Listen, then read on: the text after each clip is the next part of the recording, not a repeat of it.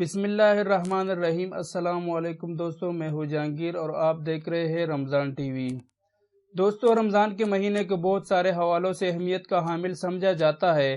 اس مہینے کی سب سے خاص بات یہ ہے کہ اس مہینے میں قرآن پاک کا نزول ہوا اور اس کے ساتھ اس ماہ مبارک کے روزے تمام مسلمانوں پر فرض کیے گئے، اور اس کے ساتھ ساتھ اللہ تعالیٰ نے اس مہینے کو اجر کے اپنی ذات سے مسموم کر دیا اور تمام روزے داروں سے یہ وعدہ فرما لیا کہ اس مہینہ کا اجر اللہ تعالیٰ خود دیں گے۔ یہ مہینہ مسلمانوں کے لیے روحانی اعتبار کے ساتھ ساتھ جسمانی اعتبار سے بھی بہت بہتر ثابت ہو سکتا ہے۔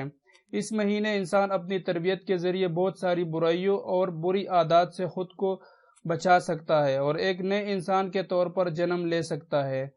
آج ہم آپ کو بتائیں گے کچھ ایسی بری عادات جو اس مہینے کی برکت سے ختم کی جا سکتی ہے، مگر تفصیل میں جانے سے پہلے اس ویڈیو کو لائک کیجیے اور رمضان ٹی وی کو سبسکرائب کیجیے، ساتھ بیل آئیکن پر ضرور کلک کیجیے تاکہ آپ کو ہمارے نئے آنے والے ویڈیوز کی نوٹیفیکیشن ملتی رہے۔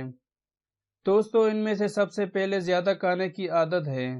دوستو، عام طور پر ہم میں سے بہت سارے افراد ایسا محسوس کرتے ہیں کہ ان کو اس دنیا میں کھانے کے لیے بھیجا گیا ہے اور وہ اتنا کھانا کھا لیتے ہیں کہ ان کے لیے سانس لینا بھی درد بھر ہو جاتا ہے، مگر اپنی اس عادت کو ہم رمضان میں بہت اچھے طریقے سے بہتر بنا سکتے ہیں اور صرف سحر و افطار کے اوقات میں صرف اتنا کھانا کھا کر جس سے زندہ رہا جا سکے، زیادہ کھانے کی عادت سے نجات حاصل کی جا سکتی ہے۔ دوستو، دوسری نمبر پر تمباکو نوشی اور چائے ہے۔ عام طور پر انسان کام کے دوران یا پھر روزمرہ کے اوقات میں بار بار چائے پیتے ہیں، یہ تمباکو نوشی کرتے ہیں، اور جب ان کو ان عادات کی چھوڑ دینے کا کہا جاتا ہے تو ان کا یہ کہنا ہوتا ہے کہ نہیں چھوڑ سکتے، اس کے بغیر کھانا ہضم نہیں ہوتا یا پھر سر میں درد شروع ہو جاتا ہے۔ مگر رمضان ان بری عادات کو چھوڑنے کا ایک نادر موقع ہے۔ اس وقت روزے کی بری عادت سے آپ روحانی طور پر مضبوط ہو گئے ہیں اور ایک مہینے میں اپنی ان بری عادات سے نجات حاصل کر سکتے ہیں اور اس کے بعد تاعمر اس سے محفوظ رہنے کا عہد کر سکتے ہیں۔ جھوٹ بولنے کی عادت۔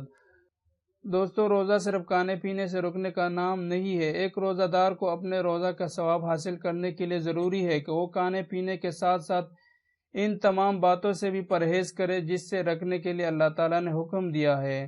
ان تمام معاملات میں جھوٹ ایک ایسی برائی ہے جس میں مبتلا انسان بڑی بڑی برائیوں میں مبتلا ہو سکتا ہے، مگر روزے کے ذریعے اس عادت سے جان چھڑا کر انسان خود کو بڑی بڑی برائیوں سے بچا سکتا ہے۔ کوشش کیجیے کہ جھوٹ ہی نہ بولیں۔ بد نظری کی عادت۔ دوستو، بد نظری ایک ایسا گناہ ہے جو کہ بے حیائی کی جڑ ہے، اور جو لوگ اس برائی میں مبتلا ہوتے ہیں ان کو روزہ ایک ڈال کی طرح بچا سکتا ہے اور اس کے ساتھ ساتھ ان کو اتنا مضبوط بنا سکتا ہے کہ وہ دوبارہ اس گناہ کی طرف نہ جائیں۔ غصے کی عادت۔ چھوٹی چھوٹی باتوں پر اشتعال میں آنے والے لوگ عام دنوں میں اپنے غصے کے سبب نہ صرف اپنے معاملات میں نقصان اٹھاتے ہیں بلکہ اس کے ساتھ ساتھ ان کی زبان سے بھی ایسے الفاظ نکل جاتے ہیں جو کہ نہ صرف دوسروں کے دل دکانے کے باعث بنتے ہیں بلکہ اس کے ساتھ ساتھ بدگوئی کا بھی باعث بنتے ہیں۔ جبکہ عام طور پر کہا جاتا ہے کہ غصہ حرام ہے، تو روزے کی حالت میں انسان کے کردار ایسی تربیت ہو سکتی ہے جس سے وہ اپنے غصے پر کنٹرول حاصل کر سکتا ہے اور رمضان کے بعد بھی اس حرام چیز سے بچ سکتا ہے۔